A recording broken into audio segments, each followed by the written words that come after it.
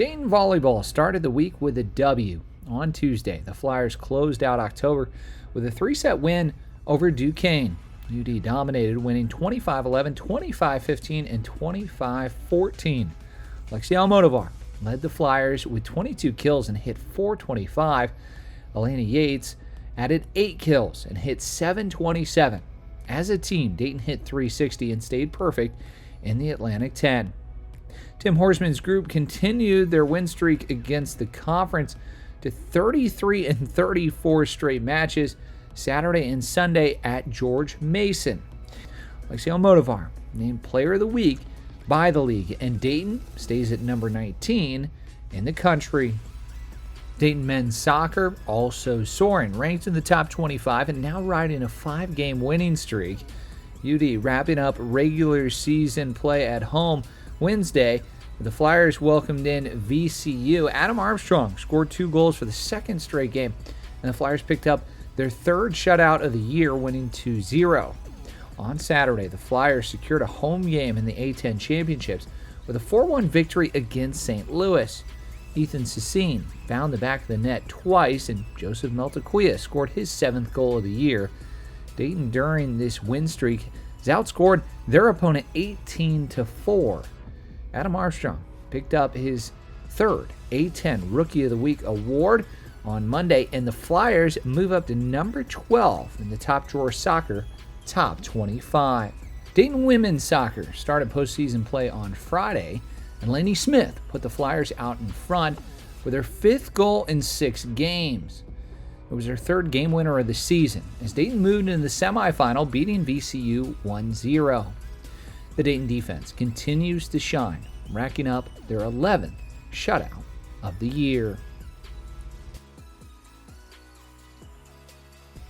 Dayton football fell on the road Saturday at Presbyterian, and Anthony Grant's group won the season opener for the 20th straight time, beating St. Francis 87-57.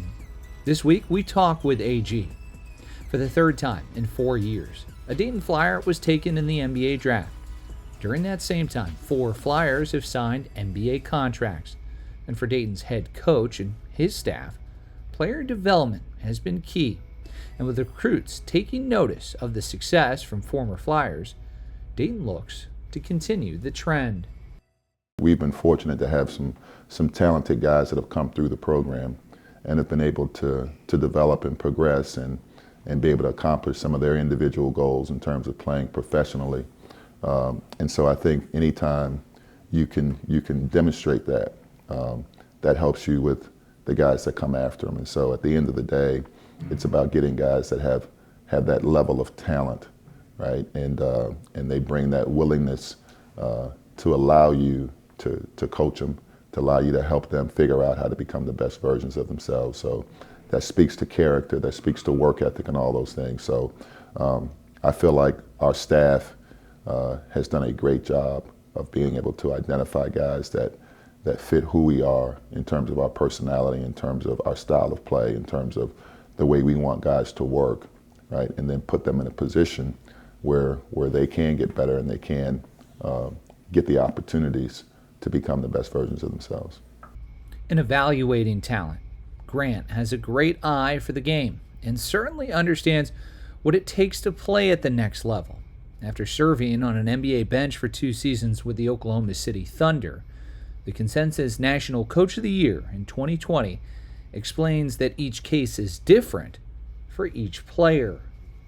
You know, I've been around the game for a long time, so you know, you see different guys, what the skill set and the talent that Obi brought was different than a Deron Holmes. You know, it was different than what, you know, a guy like Tumani Kamara was able to do, or, you know, what Jalen Crutcher walked in, his skill set, you know, is different than a Malachi Smith, or, you know, you have different guys that, you know, that bring certain things that you try to develop and help them understand how to become great at the things that they're good at, and how to continue to add things to their game that help them, you know, become the type of players that they can become. And I think at the end of the day, you know,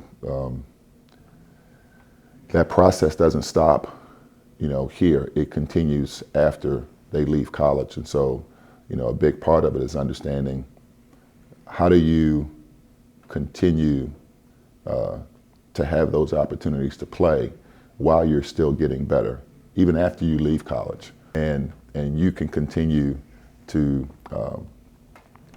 impact winning, put yourself and your team in a position where they have a chance to get that exposure through winning, and then being able to trust the process and trust your talent from there.